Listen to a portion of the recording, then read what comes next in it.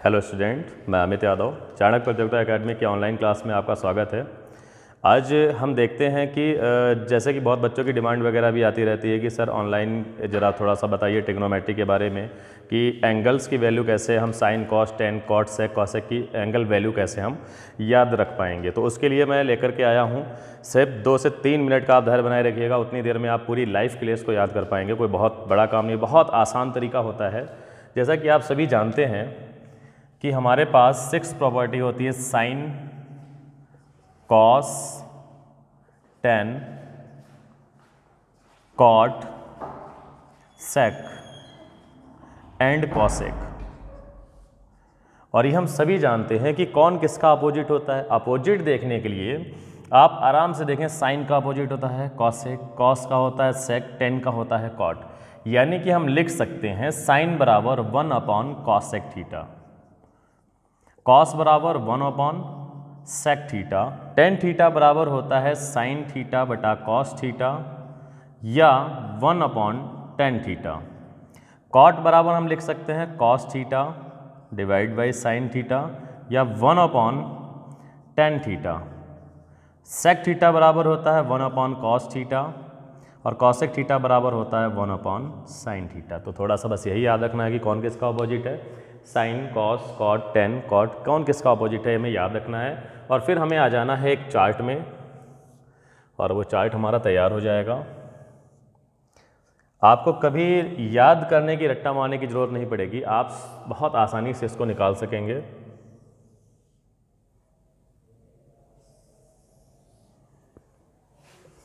ये थीटा की वैल्यू है, जैसे 0, 30, 45, 60, 90, 0 degree, 30 degree, 45, 60 and 90।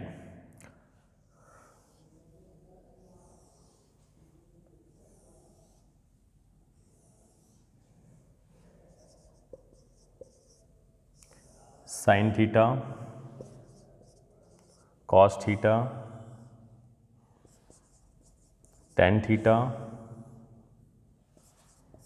Cot theta, sec theta और लास्ट कॉसेक थीटा। बस याद रखने की ज़रूरत ये है कि साइन की एक वैल्यू को हमें बस याद रखना है कि 0 की वैल्यू 0 होती है, 30 की 1/2 होती है, 45 की 1/√2 होती है और √3/2 60 की होती है और 90 की वैल्यू 1 होती है। बस इसको याद रखना है। और आप जानते हैं कि इंटरचेंज जब होता है तो साइन का इंटरचेंज होता है कॉस के साथ में। देखिए साइन 90 की वैल्यू उठ के आ जाएगी कॉस 0 में, तो 1 को उठा के आप यहाँ पे रखेंगे, √3/2 को आप यहाँ लेकर के आएंगे, 1/√2 यहीं पर रहेगा, 1/2 यहाँ आ जाएगा और 0 उठकर इधर आ जाएगा। तो हमने साइन का याद किया और कॉस का जैसे इंटरचेंज किया हमने, जस्ट इसका अपोजिट करके लाइन को लिख दिया गया।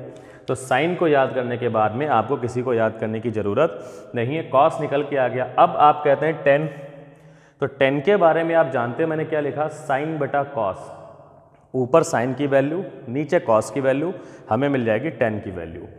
तो यहाँ पर 10 0 की वैल्यू निकालते समय हम क्या करेंगे, सॉरी यहाँ 1 होगा, 10 0 की वैल्यू निकालते समय हम क्या करेंगे, ऊपर साइन की वैल्यू यानी कि 0 और नीचे कॉस की वैल्यू 1, यही तो है साइन बटा कॉस और इसी को हम कहते हैं टेन थीटा। तो यानी कि टेन थीटा बराबर साइन बटा कॉस, साइन 0 की वैल्यू 0 है, उसकी वैल्यू 1 है। तो जब हमने इसको देखा, इसको हम करेंगे तो इसकी वैल्यू हमारी 0 ही आ जाएगी, 0 आ गई। अब हम 30 की वैल्यू निकालेंगे तो ऊपर 1/2, नीचे √3/2, फिर साइन बटा कॉस लिखेंगे हम टेन थीटा बराबर लिखेंगे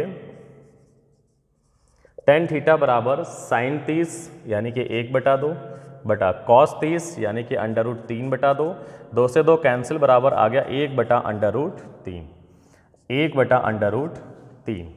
इसके बाद आप जानते हो ऊपर साइन की वैल्यू नीचे कॉस की वैल्यू, क्योंकि 10 निकालना है, 10 बराबर होता है साइन थीटा बटा कॉस थीटा। तो ये हो जाएगा 1/√2 अपॉन 1/√2 जो कि कट जाएगा, ऊपर नीचे कट जाएगा और आएगा 1। फिर इसको ऊपर नीचे रखेंगे तो ऊपर साइन की वैल्यू √3/2, नीचे कॉस की 1/2, 2 से 2 कैंसिल, 1 की कोई वैल्यू नहीं होती है अपॉन में, तो ये आएगा √3। अब देखो यहाँ से थोड़ा सोचना है, सोचना ये है कि हमने 0 को 1 से डिवाइड किया, 1 आ गया, बट अब किसको करना है, 1 को 0 से डिवाइड करना है, यानी कि 1 को 0 से डिवाइड करेंगे तो इनफाइनाइट आएगा, यानी कि नॉन डिफाइंड निकल करके आएगा। तो हम जब इसको डिवाइड करेंगे नॉन डिफाइंड हमें आंसर मिलेगा। अब आप जानते हैं कि इंटरचेंज जब होता है तो 10 का कॉट में होता है, 10 का कॉट में। अब इस 0 की वैल्यू इसके 90 के वैल्यू के बराबर, इसको उठा के यहाँ रखेंगे, √3 यहाँ आएगा, 1 ही रहेगा, √1/3 इधर आ जाएगा और 0 लास्ट में आ जाएगा। अब बात आती है सेक थीटा की। तो अभी मैंने आपको बताया कि सेक थीटा जो होता है 1/cos थीटा होता है, यानी कि cos थीटा की वैल्यू को 1 में रख देंगे तो सेक थीटा की वैल्यू मिल जाएगी।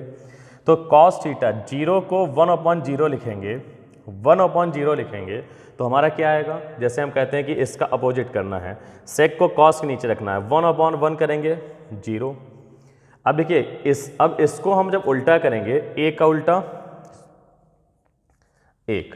अब देखो इसका जब हम उल्टा करेंगे, क्योंकि उल्टा कौन है, अपोजिट कौन है, सेक का अपोजिट 1/cos है, तो यानी कि cos का अपोजिट सेक है, तो इसका अपोजिट करेंगे तो 2 ऊपर आ जाएगा, √3 नीचे, 2 ऊपर √3 नीचे सेक की वैल्यू। यहाँ पर अपोजिट करेंगे तो नीचे 1 जाएगा, कोई फर्क ही नहीं पड़ता है, नीचे 1 रहने का, √2। इसका अपोजिट करेंगे तो नीचे 1 जाएगा, 1 की वैल्यू का कोई मतलब ही नहीं बनता है, 2।